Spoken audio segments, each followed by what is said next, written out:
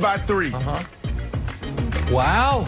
Breaking out yesterday's character. As you know, folks, the committee and Kevin Wildes projected the Colts to move up 2 spots. The league's best defense, the league's best offensive line, and the league's best tackling defense. It will be Colts by 3 as they continue their ascent up of Nick Wright's committee. If the Colts lose, that character has to be retired.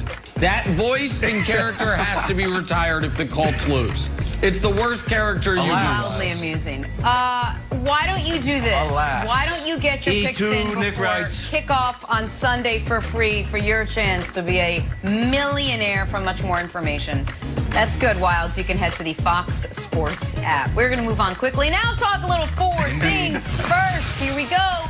My guy Brandon, you're up first. You love 5th overall pick, Isaac Okoro's draft night surprise. That's right. Hey, look, we're in the holiday season. A lot to be grateful for. You got to think about it. A lot of dreams came true last night. This is what it's all about.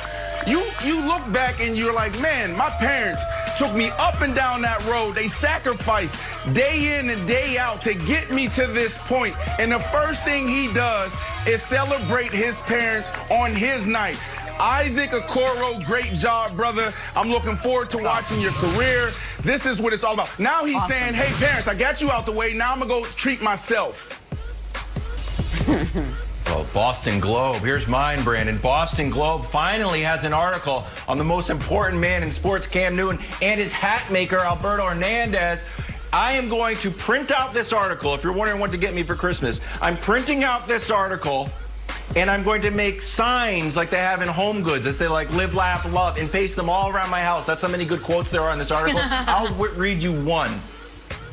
Newton will also include suggestions for specific elements to incorporate into his hats. In Week 7, for example, inspired by his new interest in gemstones, Newton asked Hernandez to add a small leather box to the back of his fedora so that he could store the stones inside. It is the perfect article. Please read it, print it out, paste it around your house for good luck. Yesterday during the draft, there was kind of a low-key trade. Landry Shamet moves on from the Clippers. They get Luke Kennard. And it just got me thinking. There's been a lot of buzz surrounding a lot of teams. The Nets, the Rockets, the Sixers. What's the buzz surrounding the Clippers and the massive adjustments they need to make? It can't simply be, we're going to run it back from last year. And while Luke Kennard might be a slight upgrade from Landry Shamet, that's not going to be good enough to get you into the top 2 in the West, let alone the top 1 where you want to be. So I'm just very curious what is on the horizon for the Clippers, because Landry Shamet for Luke Kennard, Jenna, that ain't it. I was going to say, that ain't it. Hey, not to be lost in all this NBA drama. You guys haven't heard this. This was a pretty big story. Stanley Cup champ Braden Holtby, he went and signed with the Vancouver Canucks. So what do when you go to sign somewhere else? You pack your bags, you pack your pets, and you head due north, in this case, to Vancouver. So why isn't Braden in Canada right now? Because Braden and his bags and his 2 pets are at the Canadian border. Why? Because his 2 pets are 2 tortoises, Honey and Maple. He didn't have export papers from the Fish and Wildlife Service for his 2 tortoises. Not 1, 2. You can't just go into Canada with 2 tortoises. That's just not something you do. You got to get all your papers in line, and then you enter yourself into Canada. So as we speak this morning, our guy Braden is not at home with his wife. He is at the Canadian border trying to muscle up some Fish and Wildlife papers. Those things can grow to be 150 years old. Well, you got 1. You're like, what am I going to do with 1 tortoise? Moving on to the only undefeated team in the NFL, the Steelers, sitting pretty at 9-0. Ben Roethlisberger was asked about the importance of going undefeated the rest of the way. He said the right thing. He said this: the goal is not to go undefeated. The goal is to win a Super Bowl. Brendan, any chance at all you think it would be a good thing for the Steelers to lose at least once, 1 game, 1 time before the playoffs? And if so, why? Jenna, we're getting to the part of the season where I feel like anytime we talk about the Steelers, you need to say Brandon Marshall Steelers, because I'm the one that sat here before the season and picked them to win the Super Bowl. And everybody laughed at me. Nick laughed at me. Wiles laughed at me. Talked about Ben Roethlisberger's noodle arm. So I feel like we need to change the narrative just a little bit. Just add Brandon Marshall Steelers to this. Look, I'm not picking Big Ben. Big Ben, this is great leadership by Big Ben. He knows that a loss could be coming. And at the end of the day, what we've seen over time, in time, is that when a team loses, after riding away for so long, it could be a big letdown. When you look in that locker room and you see all these young guys, they've never been in this situation before at this level. So Big Ben is getting ahead of it. Now, you know, the Jags have their number. That's what they've been preaching all week. Will this be the week? I don't think so. But it could be coming when you look at their schedule. And Big Ben just doesn't want those young guys to hit a low, an all-time low, because they've been riding so high, Nick. So I understand that, and it's easy to look past the Jags. The Jags won their first game of the year and have been as bad as the Jets since then. By the way, that first game of the year, they beat old noodle arm Phillip Rivers. Now they get to go up against old noodle arm Ben Roethlisberger. It's nice for them. Maybe a little, you know what I mean, dichotomy between the two. But Wilds, this is about the question that essentially you generated this, because you've convinced yourself if only the Patriots had lost in 07, they would have won the Super Bowl. I don't think there is evidence for that.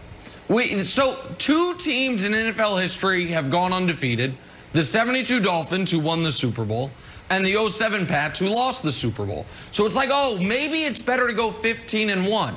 Well, 9 teams in the Super Bowl era have finished the regular season with 1 loss. 3 of them, only 3, have won the Super Bowl. In fact, 4 times it's happened since the '85 Bears. 3 of those 4 didn't even make the Super Bowl, and 1 of them made it, the Panthers, Cam's Panthers, and they lost it.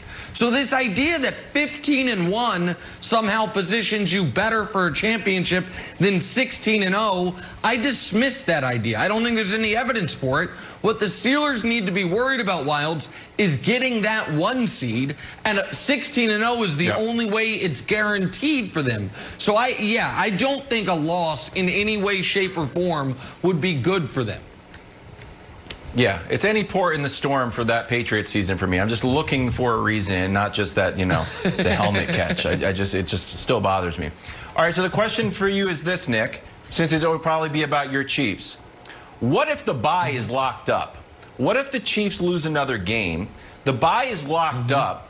The Steelers have the Browns, so that's a whole nother thing. Maybe the Browns are fighting for the playoff spot. Then, do you rest? Does Tomlin sit back and say, you know what? It's smarter for us to rest. We have nothing to play for.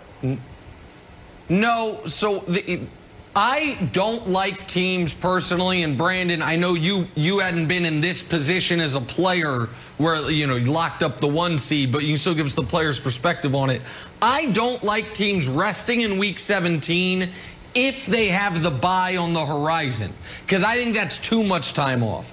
I think in what the ideal situation for the Steelers honestly would be this: that going into week 16, the Chiefs have a couple more losses. They've locked up the 1 seed, and you can rest guys in week 16 and then play them in week 17 before your bye.